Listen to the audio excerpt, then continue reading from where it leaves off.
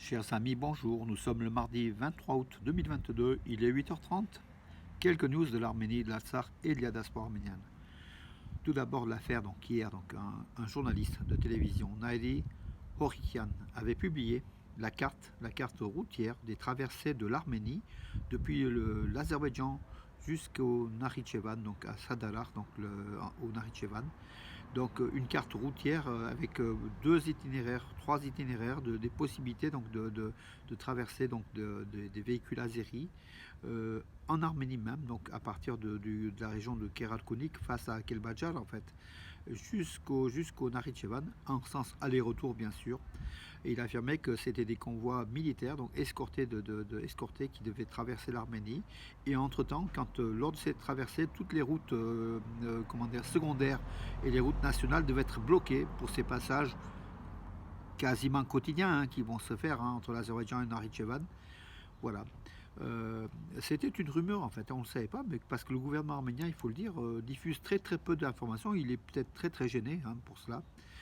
Juste après ces déclarations qui ont été, bien sûr, après ces cartes qui ont été reprises sur les réseaux sociaux, le service de sécurité nationale d'Arménie n'a pas démenti, au contraire, a pratiquement confirmé ces passages, mais en tout cas, par contre, en affirmant qu'il n'est pas prévu avec l'arrêt des véhicules nationaux de l'Arménie lors de ce transit des véhicules azéris. C'est-à-dire qu'en fait, les routes ne vont pas être bloquées pour ces convois quasi quotidiens, donc sur le territoire souverain de l'Arménie, vous vous rendez compte, voilà.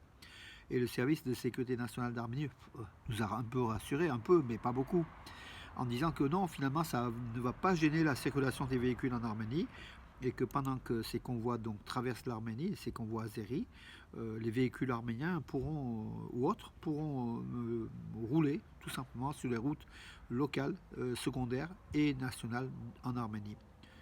Voilà qui n'est pas de nature à rassurer, mais voilà aussi qui prouve aussi ce que Pachinian ne l'a pas dit, qu'il y a bien une traversée de l'Arménie, donc par des véhicules azéris, entre le Nakhitchevan et l'Azerbaïdjan. Ce qui va renforcer en fait la présence, la force du Nakhitchevan. L'Arménie va être prise en étau entre le Nakhitchevan et l'Azerbaïdjan par ces alimentations quasi quotidiennes permanentes entre Nakhitchevan et Bakou. Voilà la mauvaise nouvelle, mais bon, ça fait partie aussi des négociations. Voilà. Et c'est vrai qu'on ne sort pas d'une défaite de 44 jours en Alsar sans payer les pots cassés en dehors donc les pots cassés, on aura tout le temps. Horreur vaincue, voilà, et l'Arménie paye ce prix lourd et fort de cela. Donc ça s'est imposé par la Russie, l'Azerbaïdjan, enfin les vainqueurs, avec la Turquie bien sûr, de cette guerre de 44 jours.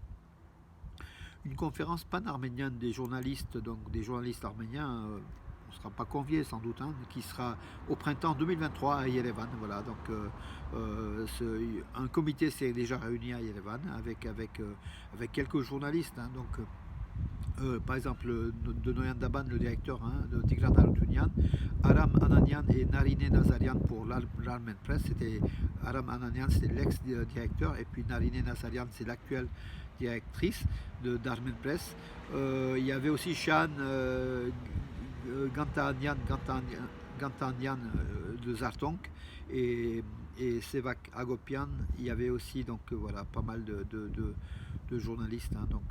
Agop Asatorian, une connaissance qui depuis Prague, qui publie en Tchéquie la revue Horer, qui était aussi en liaison vidéo pour justement cette commission qui a donné rendez-vous au printemps 2023, donc une réunion pan-arménienne en fait de l'ensemble des journalistes d'Arménie et pas de l'ensemble, d'une partie triée bien sûr d'Arménie et de diaspora, en espérant que Arménews, Nouvelle d'Arménie, puisse en faire partie et que peut-être mon ami Aratoronian sera convié aussi. Voilà.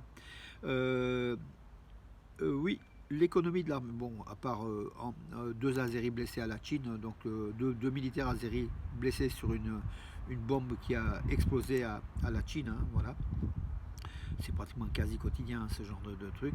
Le PIB de l'Arménie, voilà une bonne nouvelle. Le PIB de l'Arménie aurait enregistré au deuxième trimestre 2022 une croissance de 13%. Le PIB, c'est la richesse, enfin 13%, c'est énorme, voilà. La tendance de l'Arménie est sur une très très bonne tendance.